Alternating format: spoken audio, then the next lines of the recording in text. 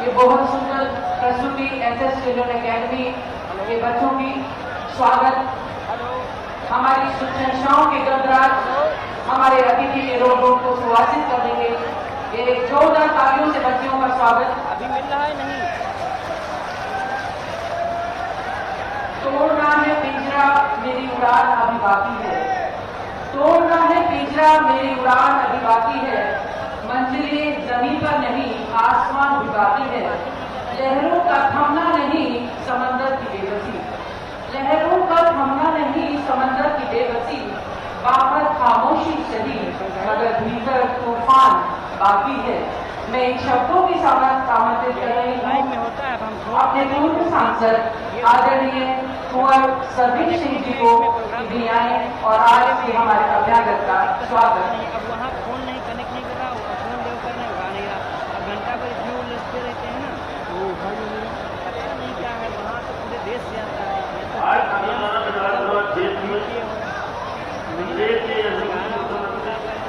योगी आदित्यनाथ जी आगमन पर आयोजित इस कार्यक्रम में माननीय उत्तर प्रदेश सरकार के सभी सम्मानित मंत्रीगण, सभी सम्मानित विधायकगण, सभी पार्टी के पदाधिकारीगण कार्यक्रम में पधारे हुए हैं। देश की जनता का हार्दिक अभिनंदन। मेरा कार्य एक विधानसभा क्षेत्र एक विधानसभा से 1 लाख आदमियों का मेरा होता है, 1 लाख आदमी मेरा परिवार है जुटेगा। पहले तो मैं परिवार को बहुत बहुत धन्यवाद देना चाहता हूँ कि मेरे जरा भी निवेदन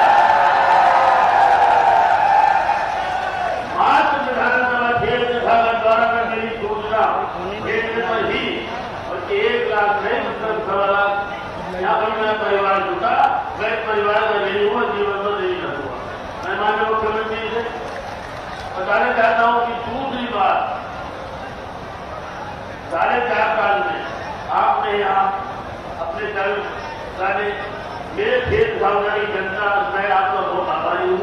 और मेरा सिर्फ आपने एक अनुरोध करना है, खासकर द्वारा विधानसभा के लिए, खासकर द्वारा विधानसभा की जनता कुछ नहीं मांगना चाहती, हम मांगेंगे आपसे दूसरी बार मुख्यमंत्री बनने के बाद, सरकार बनने के बाद खासकर द्वारा से आपसे मांगेंगे कुछ ना कुछ। आज हम कुछ मांगना नहीं चाहते, मगर लोकसभा की सबसे बड़ी समस्या जो हमारी है, कल 47 में जो कन्यार्थी लोग यहाँ पर आए थे बड़ा होते धन उन्हें कच्ची पक्की जमीन का विवाद है और वो माननीय मुख्यमंत्री जी के नॉलेज में है। पहले भी पिछले वर्ष भी उनके खट्टे और गेहूं का फसल तुरंत सुनवाई कराई थी। और एक धनगर जाति जो बहुत दिनों से मेहनत प्रयास कर रहे हैं कि वो ऐसी समाज में सम्मिलित हो, तो मांग मैं माननीय मुख्यमंत्री रखना चाहता हूँ देश की जनता की बाकी धारा द्वारा की जनता के लिए धारा द्वारा की जनता दूसरी बार मुख्यमंत्री बनने पर तब हम आपको मांगे। धन्यवाद। जय हिंद जय भारत। धन्यवाद सर। आज माननीय मुख्यमंत्री जी की उपस्थिति में 13 विभागों की विभिन्न योजनाओं के लाभार्थियों को प्रमाण पत्र और चेक वितरण का कार्यक्रम यहाँ पर आयोजित किया गया। ग्राम्य विकास विभाग, राजस्व विभाग, समाज कल्याण विभाग, पंचायत राज विभाग, बेसिक शिक्षा विभाग, उनका खादी ग्रामोद्योग, जिला कृषि विभाग और उद्योग विभाग के लाभार्थियों को विभिन्न योजनाओं में लाभान्वित किया जा रहा है। मैं अनुरोध करना चाहूँगी कि जिला समाज कल्याण अधिकारी महोदय को कृपया इसके लिए कोऑर्डिनेट करें। मैं नाम पढ़ रही हूँ। NRLM के लाभार्थी के रूप में गार्गी रानी जो रतनपुरा से हैं, बैंक सखी कार्य हेतु NRLM के माध्यम से 75,000 रुपीज का एक चेक उनको दिया जा रहा है। जी, आवास योजना ग्रामीण के लिए मीता देवी, मनोज कुमार, ये PMAY योजना के अंतर्गत 1,20,000 और मानव सृजन की जहाँ तक बात है 90 मानव दिवस के लिए ये गार्गी रानी है। NRLM का प्रमाण पत्र नहीं आवास जोरदार तालियां लाभार्थियों के लिए और उनके लिए जिन्होंने इस योजना को संचालित करने की एक संकल्पना की। आवास योजना ग्रामीण गीता देवी, कृषक बीमा दुर्घटना योजना का प्रमाण पत्र स्वर्गीय जयप्रकाश बैजनाथपुर से ये 5 लाख रुपए का एक धनराशि का प्रमाण पत्र है। वृद्धावस्था किसान पेंशन प्रमाण पत्र के लिए राम गोपाल जी को आमंत्रित कर रही हूँ। ये 500 रुपए प्रति माह के लिए प्रमाण पत्र। पंचायत सहायक इनके नियुक्ति पत्र हैं दीपक कुमार महेंद्र सिंह जी, ये नवीन नियुक्ति है। प्रदेश के हर ग्राम पंचायत में रखा हुआ कार्यक्रम के अंतर्गत अर्चना सिंह, ऋषि पांडी प्राइमरी स्कूल फरीदपुर में उत्कृष्ट कार्य करने हेतु कोविड-19 में मृतक आश्रित के रूप में हसन सिद्दीकी 30 लाख रुपए की सहायता इनको प्रदान की जा रही है। इसका चेक ढूंढा आवास योजना शहरी मिल्केश PMAY अर्बन के लिए 2,50,000 की सहायता। मुख्यमंत्री ग्रामोद्योग रोजगार योजना के लिए झुंझा सिंह 1,50,000 रुपए की वित्तीय सहायता। मुख्यमंत्री बाल सेवा योजना के लिए प्रमाण पत्र अंजलि शर्मा, ये 4,000 रुपए प्रति माह इनको दिया जाता है कोविड काल में जिनको माता पिता नहीं रहे। कन्या सुमंगला योजना के लिए आशी कुमारी 2,000 रुपए अप टू 6 क्लास।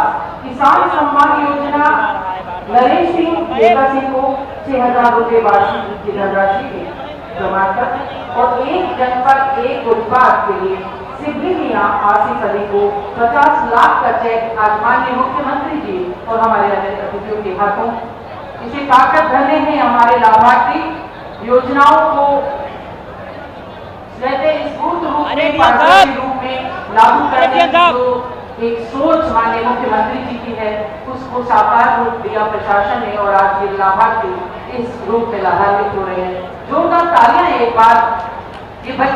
ये जो भी लाभार्थी हैं इन योजनाओं से लाभान्वित हो रहे हैं। ये 13 विभागों की योजना है।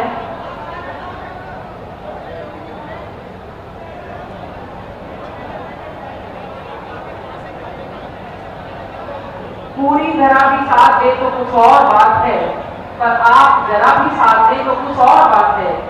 यूं तो एक पांव से चलते हैं लोग, पर दूसरा भी अगर साथ दे तो और बात है।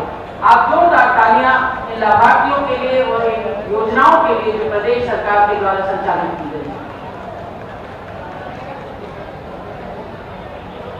जब तक श्रोताओं की तालियां नहीं होती तब तक किसी भी कार्यक्रम का जो हिस्सा है वो पूरा नहीं होता। इसलिए अपेक्षा है आपसे कि आप जोरदार तालियां बजाते रहें लाभार्थियों का उत्साह वर्धन करने के लिए।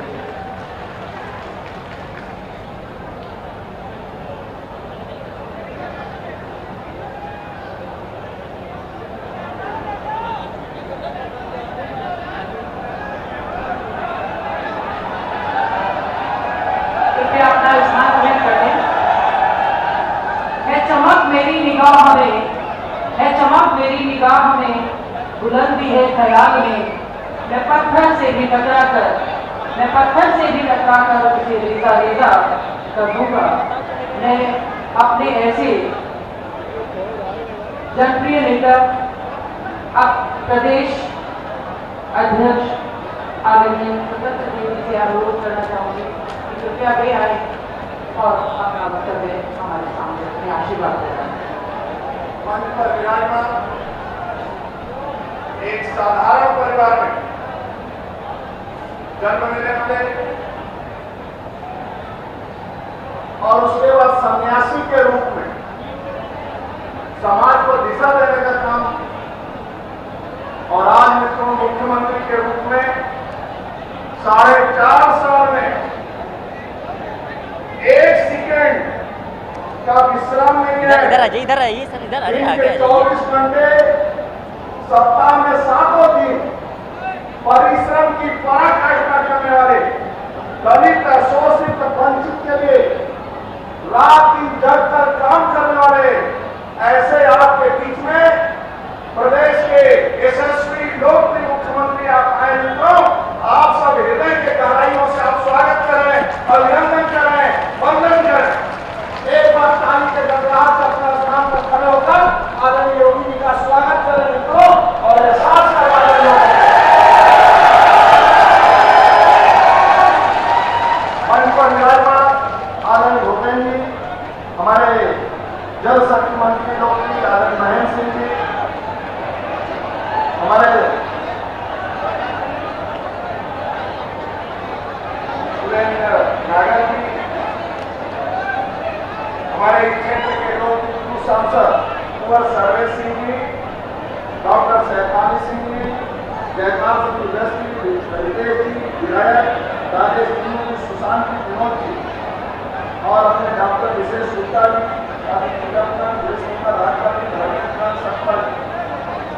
मित्रों एक साधारण परिवार में जन्म लेने वाला, गरीबी का एहसास करने वाला, बरसते पानी में मां के आंचल में छिपने वाला, रेलवे स्टेशन पर दौड़ते हुए चाय की केतली में चाय बेचने के लिए दौड़ते थे। आज वह देश का प्रधानमंत्री आदरणीय नरेंद्र मोदी मित्रों और प्रधानमंत्री बनने के बाद जब एक गांव के विकास की बात करते हैं, एक जाटो दलित महिला मिली मेरे को, उससे मैं पूछा मां किसको वोट दोगी? वो महिला ने कहा मैं अपने बेटे को वोट दूंगा। आपकी बेटा कौन है? जिस प्याले में आप चाय पी रहे हैं गैस का कनेक्शन मेरे बेटे ने दिया है, जो शौचालय बना मेरे बेटे ने दिया है। मेरा पहले ये मकान लपकता था बरसात के पानी में, ये पक्का मकान मेरे बेटे ने दिया है और 5 लाख का आयुष्मान का कार्ड मेरे बेटे ने दिया है। आपके बेटा है कौन? आदरणीय नरेंद्र मोदी मेरा बेटा है, मैं उसी को राज्य के अंदर मित्रों आपने देखा है 4.5 साल पहले बम गिरते थे इस राज्य के अंदर, काशी में बम गिरता था, जौनपुर में बम गिरता था, चारों तरफ बम गिरता मित्रों और पश्चिमी उत्तर प्रदेश में कोई अध्यापिका या बेटी स्कूटी लेकर स्कूल जाती थी पढ़ाने के लिए मित्रों और पढ़ने जाती थी तो स्कूटी भी छोड़ा लेते थे और लड़कियों को भी उठा लेते थे मित्रों।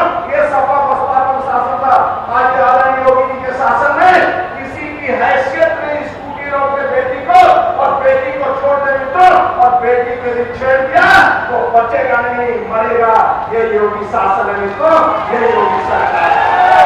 और ये इस राज्य के अंदर तीर्थ भर हो, चाहे कांवड़ का यात्रा हो, कांवड़ यात्रियों पर भी सरकारी हेलीकॉप्टर से कोई पुष्टि वर्षा करवाया तो योगी सरकार ने करवाया मित्रों, हेलीकॉप्टर से वर्षा।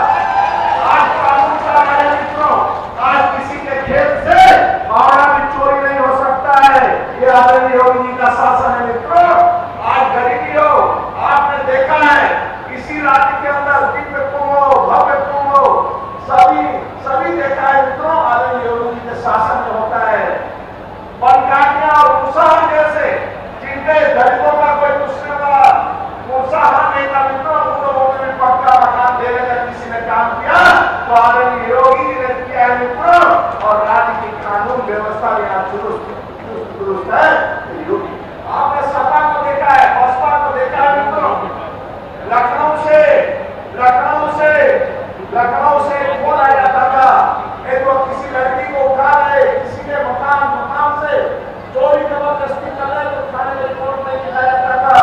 और एक लखनऊ से किया मियां साहब का फोन आ जाता था तो मित्रों वो थाने से छूट जाता था, कोई गिरफ्तारी नहीं करता था। लेकिन आज योगी के शासन में मित्रों, योगी सरकार में एक भी बूंदे बच नहीं सकते हैं। गाड़ी कब पलट जाए गारंटी नहीं मित्रों, और गाड़ी किसी पलट जाए ये भी गारंटी नहीं मित्रों।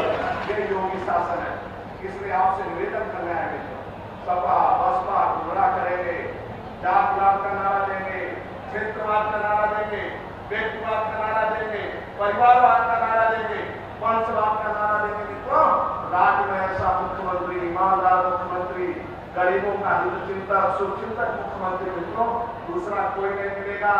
इसलिए मित्रों आपसे निवेदन करने आए हम सब, और आपका इसलिए लेने आए हैं कि मित्रों सपा बसपा कांग्रेस जातवाद का नारा, वंशवाद का नारा, आदरणीय मुख्यमंत्री योगी सरकार बनने के बाद मित्रों सरकारी गाड़ी में परिवार में एक सदस्य भी नहीं बैठा और सभी खानदान मिलकर पूरे राज्य को लूटता था मित्रों। ये रामपुर का खानदान पूरे राज्य को लूटता था।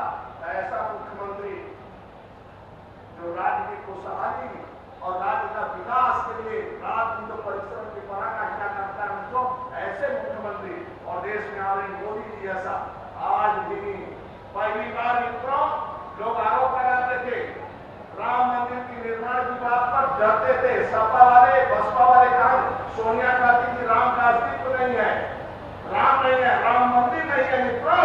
वही आदरणीय मोदी जी आने के बाद पहली बार देश का प्रधानमंत्री अयोध्या में पहुंचकर राम के मंदिर का निर्माण करते नींव रखते हैं मित्रों।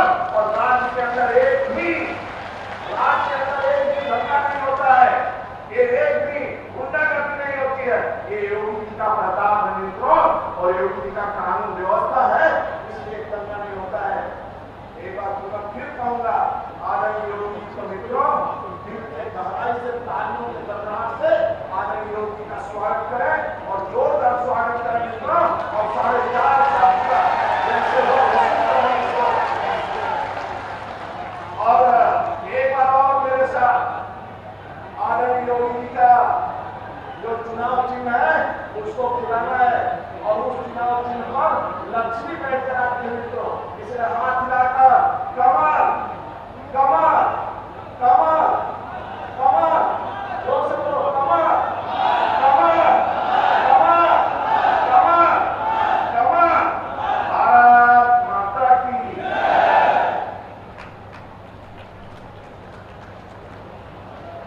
जोरदार तालियां आपने यशस्वी नेता के लिए। यहाँ आज का ये कार्यक्रम है, इसमें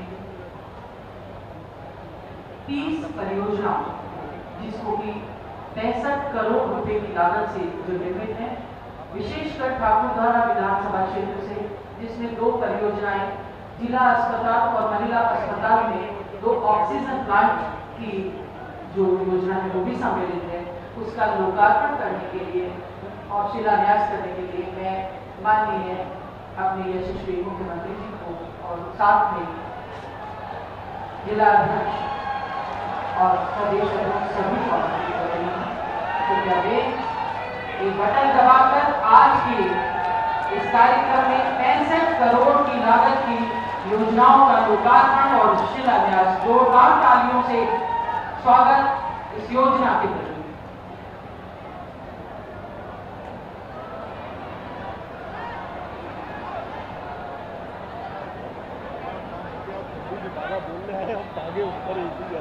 वसुधा का नेता कौन हुआ? मुझे भाई सिंह दिग्गज जी की ये पंक्तियां स्मरण हो पा रही हैं।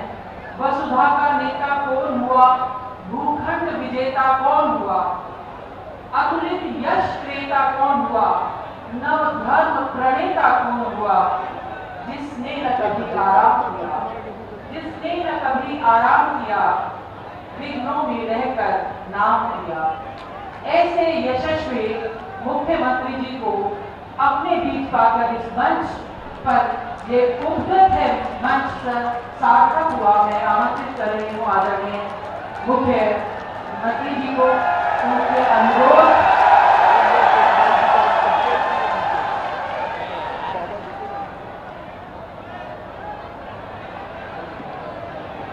भारत माता की, भारत माता की, भारत माता की, वंदे वंदे वंदे।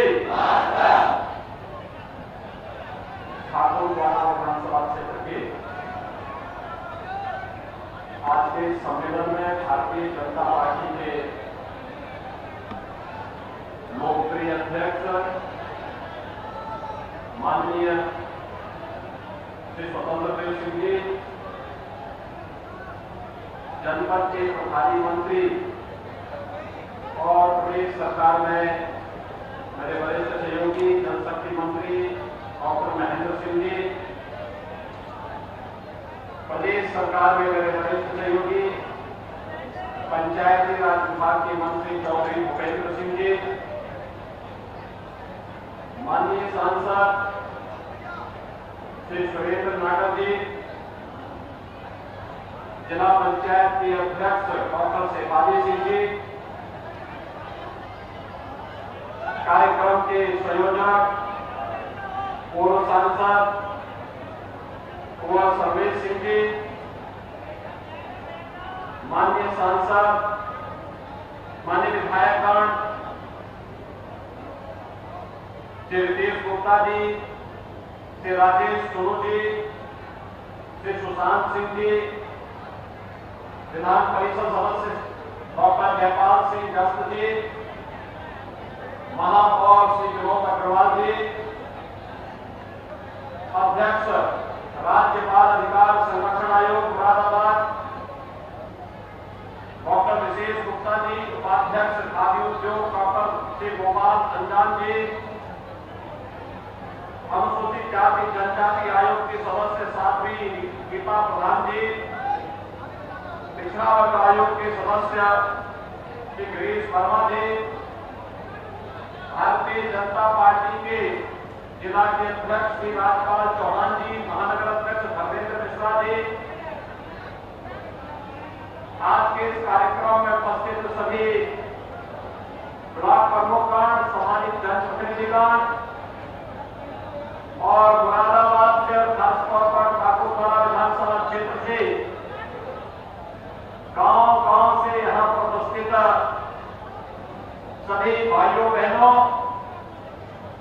आज लगभग 70 करोड़ रुपए की लागत से इस विधानसभा की तमाम परियोजनाओं के लोकार्पण और शिलान्यास के कार्यक्रम में भारतीय जनता पार्टी के सभी जनप्रतिनिधि आपके बीच में यहां पर उपस्थित हुए हैं। मैं राज्य सरकार की ओर से इन सभी लोकार्पण होने वाली परियोजनाओं को और शिलान्यास होने वाली परियोजनाओं के लिए आप सबको हृदय से बधाई देता हूं, अपनी शुभकामनाएं देता हूं।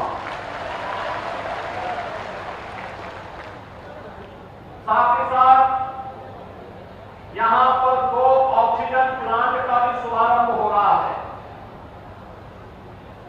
आपने देखा होगा दुनिया अभी कोरोना महामारी से पूरी तरह उभर नहीं पाई है और कोरोना की दूसरी लहर में हमारे सामने जो सबसे बड़ी चुनौती थी वह थी ऑक्सीजन की। हम आभारी हैं प्रधानमंत्री मोदी जी के, जिनके कारण ऑक्सीजन में उत्तर प्रदेश का हर जनपद अब आत्मनिर्भरता के लक्ष्य को प्राप्त करता है और आज मुरादाबाद को 2 ऑक्सीजन प्लांट चालू स्थिति में प्राप्त हो रहे हैं। इसके लिए मुरादाबाद के सभी नागरिकों को बधाई देता हूं और इसकी पहल करने वाले अपने सभी जनप्रतिनिधियों को हृदय से धन्यवाद भी देता हूं। भाइयों बहनों, 2017 में अगर ठाकुर द्वारा से भी भारतीय जनता पार्टी का विधायक चुना गया होता तो याद करिए, जैसे मुरादाबाद की उन विधानसभाओं में जहां पर भारतीय जनता पार्टी के विधायक मेहनत कर रहे हैं, दिन रात मेहनत कर रहे हैं, परिश्रम कर रहे हैं, पैरवी करके विकास योजनाओं को लेकर के आते हैं, अगर वही कार्य 2017 में भारतीय जनता पार्टी का विधायक चुना गया होता ठाकुर द्वारा से, तो विकास की वही गंगा ठाकुर द्वारा विधानसभा में भी पहुंच पाई होती। लेकिन भाइयों बहनों, इस सब के बावजूद सरकार विकास की योजनाओं को लेकर के आपके पास आई है। विकास की योजनाओं के लिए परिश्रम करना पड़ता है, शासन में बार बार जाकर के अपनी बात को रखना पड़ता है, स्थानीय स्तर की समस्याओं का समाधान करना होता है और तब विकास आता है। कोई विधायक भाजपा का ऐसा नहीं जिन्होंने अपनी विधानसभा क्षेत्र में 1500-2000 करोड़ रुपए से कम के कार्य न कराए हो, लेकिन जहां पर विपक्ष के विधायक हैं उनको विकास से कोई मतलब ही नहीं। उनके लिए विकास तो केवल स्वयं का विकास होता है, उनके लिए विकास तो सिपाही खानदान का विकास होता है, उनके लिए विकास तो स्वयं के विकास से बाहर सोच करके नहीं होता है। और इसलिए भाइयों बहनों, जो चूक 2017 में हुई उसकी पुनरावृत्ति न हो, इसलिए 6 महीने पहले आपको याद दिलाने के लिए मैं आपके बीच आया हूं। मैं आपको धन्यवाद दूंगा एक बात के लिए कि आपने जिला पंचायत के अध्यक्ष भारतीय जनता पार्टी के प्रत्याशी को विजयी बनाया है और हमारे तमाम ब्लॉक प्रमुख भी जिले के अंदर अलग अलग विकास खंडों के अंदर चुने गए हैं। ये सभी विकास में रुचि ले रहे हैं, जैसे हमारे विधायकगण, विधान परिषद सदस्यगण रुचि ले रहे हैं, वैसे ही वे भी विकास में रुचि ले रहे हैं और निश्चित ही इसका लाभ मुरादाबाद की जनता जनार्दन को अवश्य प्राप्त होगा, इसमें कोई संदेह नहीं होना चाहिए। आप याद करिए, इससे पहले गांव में सड़कें नहीं थी, पता ही नहीं लगता था कि खेत है या सड़क है। आज तो जिला पंचायत के द्वारा नई, पहले तो हॉट मिक्स प्लांट की सड़कें गांव में बनाई जा रही हैं और दूसरा एक नई तकनीक के साथ भी जिला पंचायत अब सड़कों के निर्माण की कार्रवाई को आगे बढ़ा रहा है। और भाइयों बहनों, आप देखना, ये टिकाऊ सड़कें आने वाले 50-50 वर्षों तक गांव की तस्वीर को बदलने का कार्य करेंगी। जब अच्छी सरकार आती है तो विकास की सोच लेकर के आती है। जब स्वार्थी दंगा भड़काने वाली, अराजकता फैलाने वाली, माफिया और अपराधियों को संरक्षण देने वाली भ्रष्ट प्रवृत्ति की सरकार आती है तो फिर आम जनमानस का जीना हराम हो जाता है। लेकिन आपने देखा होगा हमारी सरकार 2017 में आई थी, आपने प्रधानमंत्री मोदी जी का और उस समय के भारतीय जनता पार्टी के अध्यक्ष माननीय श्री अमित शाह जी के आह्वान पर भारतीय जनता पार्टी के प्रत्याशियों को वोट दिया। पिछले 4.5 वर्ष के अंदर आपने प्रदेश की बदलती हुई तकदीर और तस्वीर को देखा होगा। भाइयों बहनों, 2017 के पहले प्रदेश के अंदर बिजली केवल 4 जनपदों में मिलती थी, बाकी जनपद अंधेरे में रहते थे। आज तो हमने तय कर दिया 2017 से ही कि गांव हो या शहर, हर जगह समान रूप से पूरे प्रदेश के अंदर बिजली मिलनी चाहिए और बिजली की समान आपूर्ति प्रदेश के अंदर की जाएगी।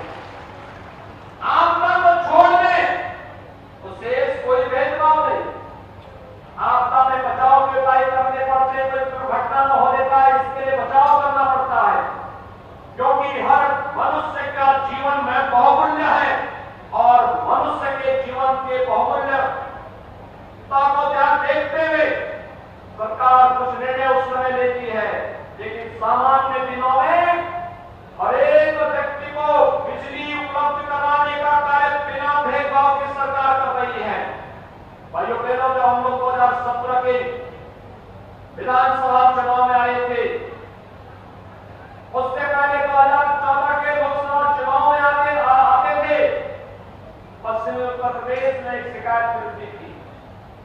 और शिकायत मिलती थी यहाँ पर अवैध कुचल कामों से होने वाली गोवंश की क्षति के बारे में, और उस समय शिकायत मिलती थी इस बात को लेकर के कि यहाँ पर कोई भैंसावान अपना भैंसा गाड़ी लेकर के जा रहा है, 5 मिनट के लिए कहीं रुक गया और कहीं दुकान में चला गया, कहीं टॉयलेट चला गया, इतने में भैंसा गायब हो जाता था, पीछे का केवल बाकी रह जाता था।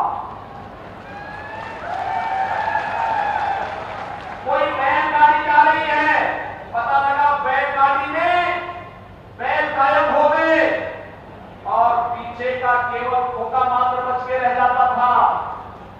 लेकिन 2017 के बाद आपने देखा होगा, कोई भैंसावान का भैंसा हो या बैलगाड़ी का बैल, कोई जबरन उठाने का दुस्साहस नहीं कर सकता। अगर करेगा तो फिर उसका खामियाजा भी भुगतने को तैयार रहेंगे। हम लोग आते थे जहां पर, वहां पर बेटियों की ओर से, परिवार की माताओं की ओर से एक शिकायत आती थी कि वो अपनी बेटियों को स्कूल नहीं भेज पा रहे हैं। पूछते थे क्यों? उपद्रवी और गुंडे तत्व सत्ता का संरक्षण पा करके बहन और बेटियों को जबरन छेड़खानी करते हैं, जबरन उठा करके लेके चले जाते हैं, जबरन करते हैं। भाइयों बहनों, हम लोगों ने एंटी रोमेंस स्क्वाड का गठन नहीं किया, बल्कि प्रयास किया कि हर गांव की कोई बेटी उत्तर प्रदेश पुलिस में भर्ती हो जाए और फिर नौजवानों को सबक सिखाने का कार्य भी करे। और आज प्रदेश के अंदर 30,000 बेटियां उत्तर प्रदेश पुलिस में भर्ती हो चुकी हैं। कितनी? 30,000। और वहां कानून व्यवस्था बनाने में तो योगदान दे ही रही है। मिशन शक्ति के तहत महिला पीठ अधिकारी के रूप में गांव-गांव जाकर के महिलाओं के कल्याण की योजनाओं को भी उन तक पहुंचाने के लिए पूरी ईमानदारी के साथ कार्य कर रही हैं और यही महिला सशक्तिकरण के लक्ष्य को आगे बढ़ाने का कार्य करेगा। सरकारें पहले भी थी, 2017 के पहले की सरकार थी और 2017 के बाद भी सरकार आई है। 2017 के पहले सरकार थी, लेकिन सरकार अपने स्वार्थ के लिए कार्य करती थी। सरकार उस समय एक परिवार की थी, एक खानदान की थी, उसके लिए सिपाही सब कुछ था, उससे बाहर सोची नहीं थी। भर्ती निकलती थी, उनका प्रयास होता था, एक खानदान का प्रयास होता था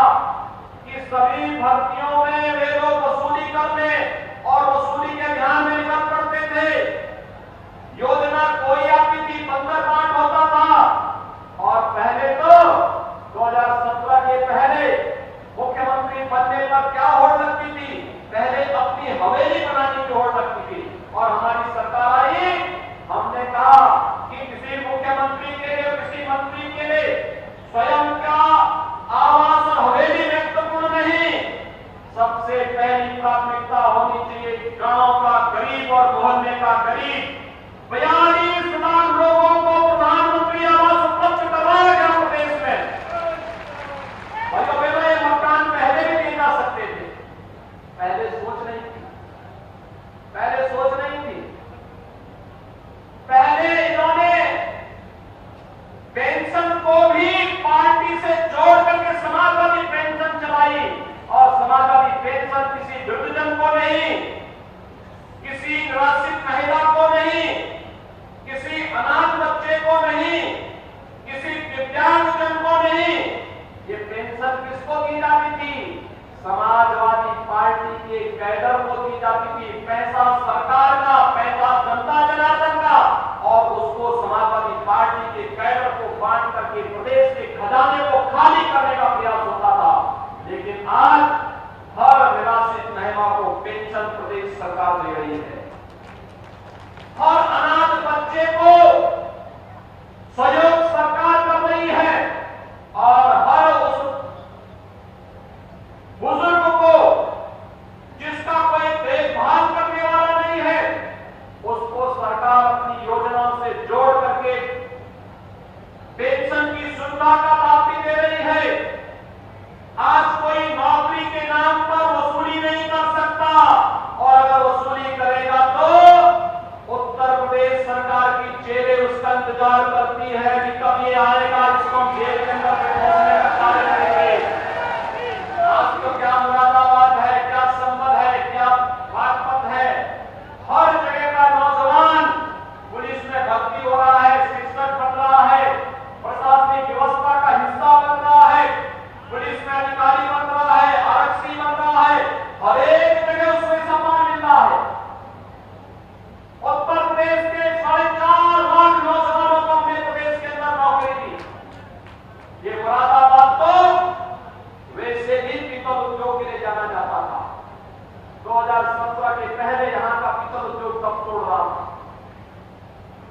सैकड़ों वर्षों की विरासत कम तोड़ रही थी। कोई प्रोत्साहन नहीं, पिछली सरकारों को फुर्सत ही नहीं था। इस उद्योग से जुड़े हुए लोगों के कल्याण के लिए कुछ कार्य किया जाना चाहिए, उनके एजेंडे का हिस्सा ही नहीं था। भाइयों बहनों, 2017 में सरकार आई, 2018 में हम लोगों ने एक जनपद एक उत्पाद की योजना बनाई।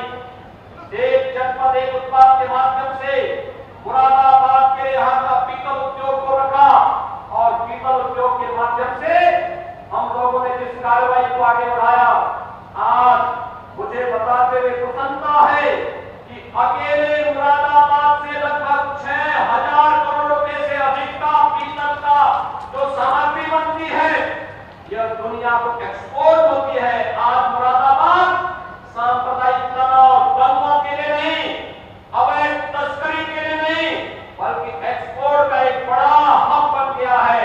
यहाँ के नौजवानों को यहीं पर उनके घर में कार्य करता हुआ दिखाई दे रहा है। ये बदले हुए उत्तर प्रदेश की एक नई तस्वीर है। कोरोना महामारी को भी हम लोगों ने झेला। हम सब आभारी हैं प्रधानमंत्री मोदी जी के। आप याद करिए, हर एक व्यक्ति को फ्री में वैक्सीन लगाई जा रही है। मुरादाबाद के अंदर 14 लाख लोगों को वैक्सीन की डोज दी जा चुकी है। 14 लाख लोगों को मुरादाबाद जनपद में।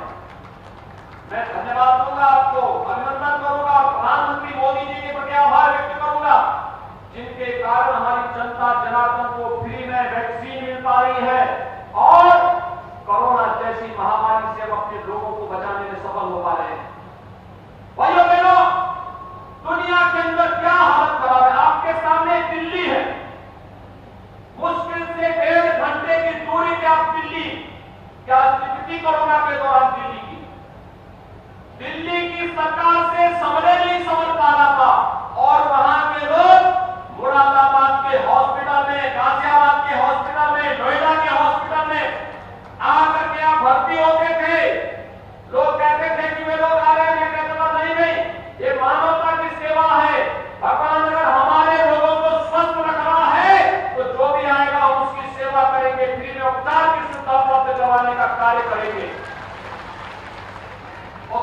प्रदेश के कई ज्यादा मौतें दिल्ली के अंदर हो गई, जबकि दिल्ली की आबादी उत्तर प्रदेश के 1/12वां हिस्सा, और उस सब के बावजूद वे लोग दिल्ली के अंदर वहां की सरकार संभाल नहीं पाई। भाइयों बहनों, कोरोना महामारी के दौरान आपने देखा होगा, जनधन अकाउंटधारी हर खातेदार के खाते में प्रधानमंत्री जी ने पैसा भेजा, किसान सम्मान निधि प्राप्त करने वाले हर किसान के खाते में पैसा भेजा, वृद्धावस्था पेंशन राशि पहला पेंशन धारक के खाते में पैसा भेजा, और यही नहीं, देश के अंदर 80 करोड़ लोगों को, उत्तर प्रदेश के अंदर 15 करोड़ लोगों को फ्री में राशन देने का अधिकार किया। क्या ये फ्री में राशन पिछली सरकार भी देती थी क्या? पिछली सरकार के समय में गरीबों को फ्री में राशन मिलता था? नहीं, क्योंकि वे तो गरीबों का राशन स्वयं हड़प कर जाते थे।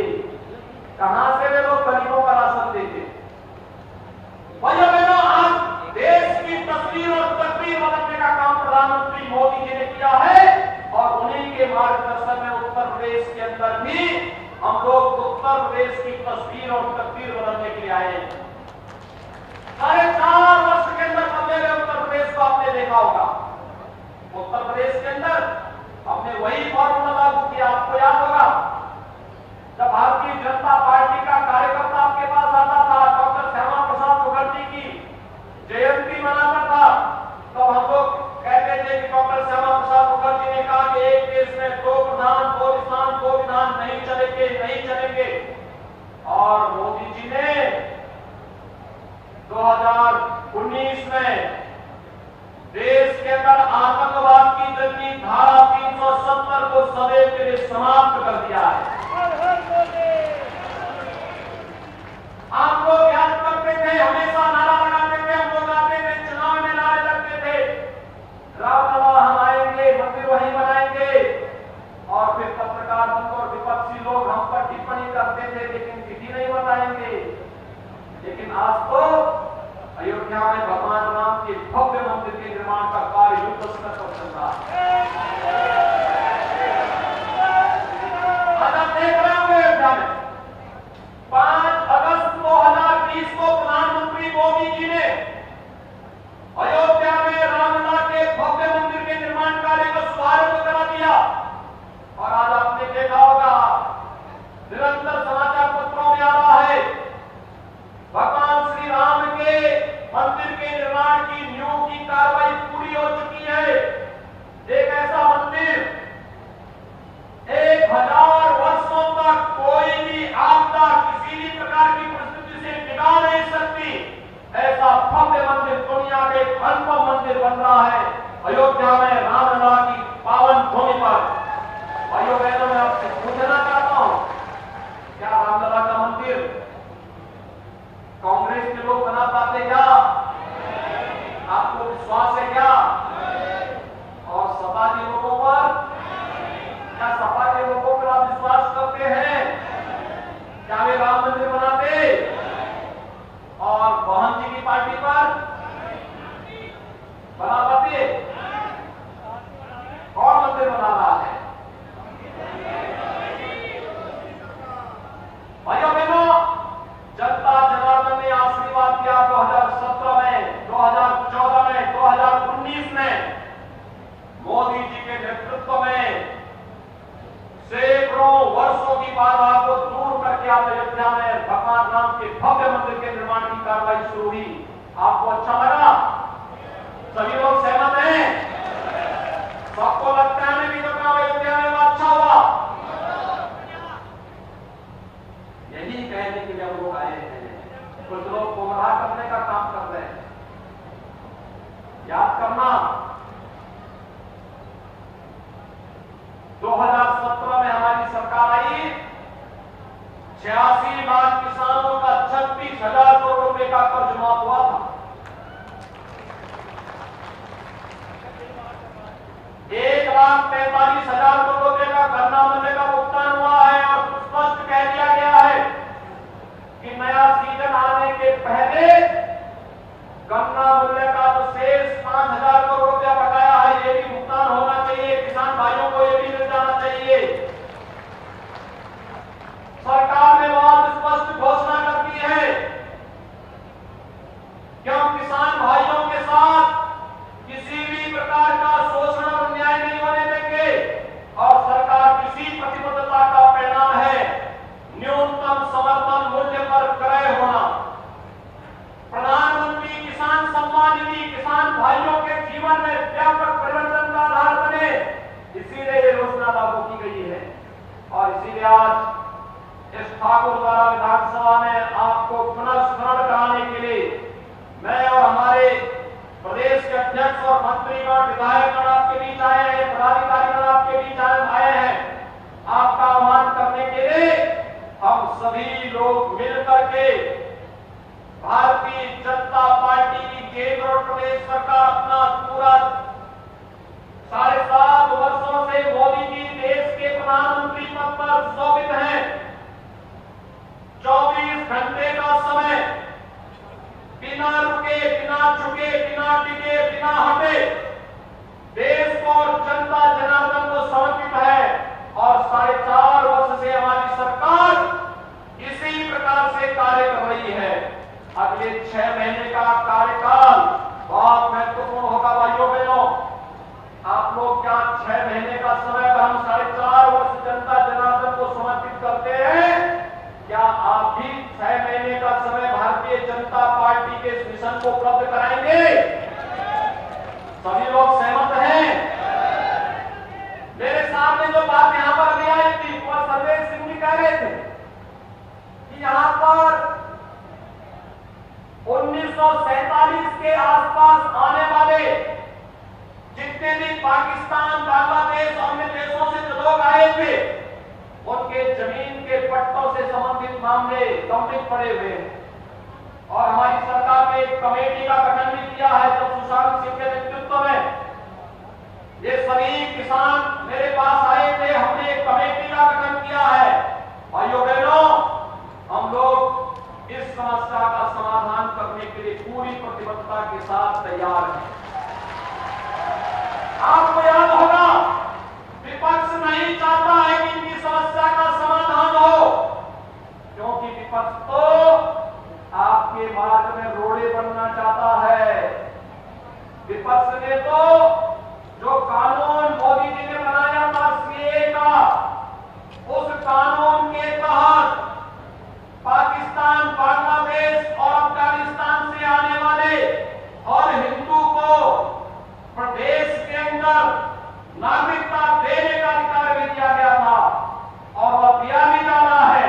लेकिन विपक्षियों ने कितने बड़े बड़े आंदोलन करवाए थे, दंगे करवाने के प्रयास किए थे और पंगा इस हद तक करवाने का प्रयास की निर्दोष व्यापारियों के प्रतिष्ठानों को जलाएंगे। और इसीलिए मैंने कहा था अगर ये हाथ जलाओगे तो फिर तुम्हारी पूरी आने वाली पीढ़ी इसका भुगतान नहीं करेगी, याद रखना।